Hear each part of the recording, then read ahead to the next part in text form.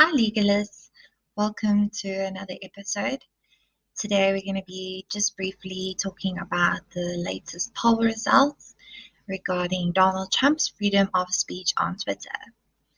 So, on this channel, we take on a holistic approach to understanding and learning about the law.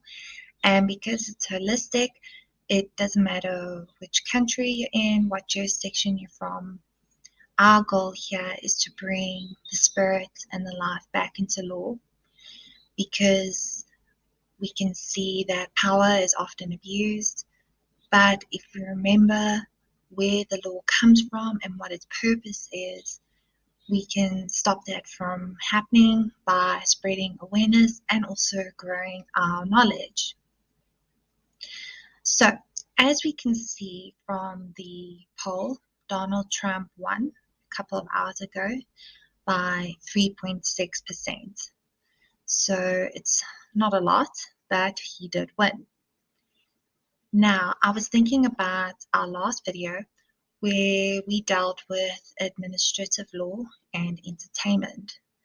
And I thought it was kind of ironic how we could actually compare that to Twitter.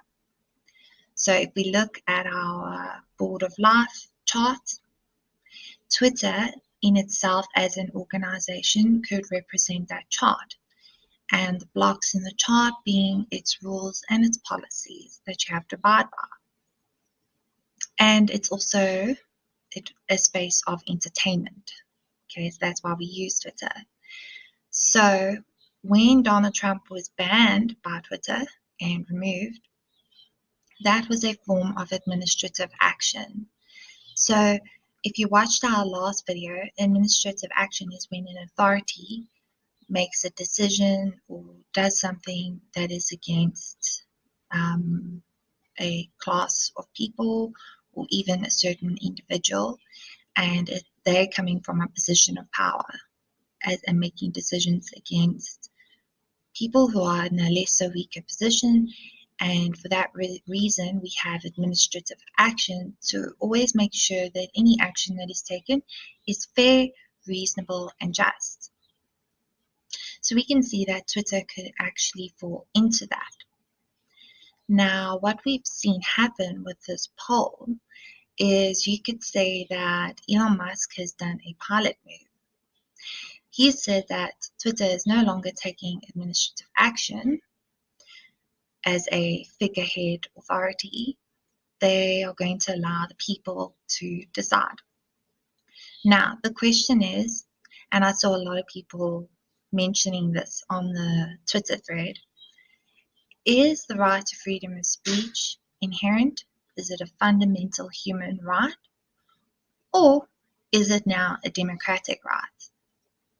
So when Elon Musk says he believes in freedom of speech and he wants to use Twitter as a platform for freedom of speech, but now he says it's up to a democratic vote, and it's effectively he's not just allowed simply straight back on simply because he has a right to freedom of speech.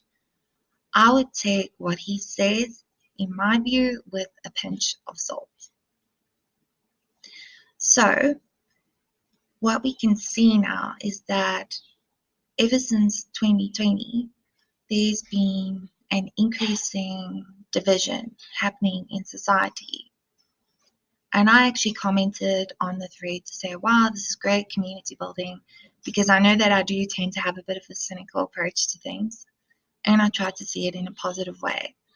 But on hindsight, now that we can see the results of the poll, and we can see that it's actually very close, it was a matter of a 3.6% gap. What this shows is that there is a division, a very strong division that remains in society.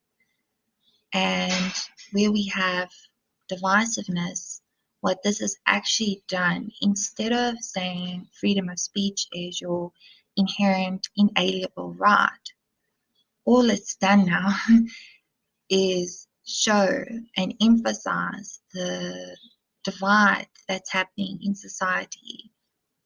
And it's emphasized the disagreement between two groups of people. And unfortunately, where there's divisiveness, there's bound to be more and increasing hostility between people. So we should be very wary of divisive rhetoric. And ultimately, in my view, he should have just been allowed back on, because freedom of speech is an inalienable right. Be that as it may, Donald Trump did win. The people have spoken.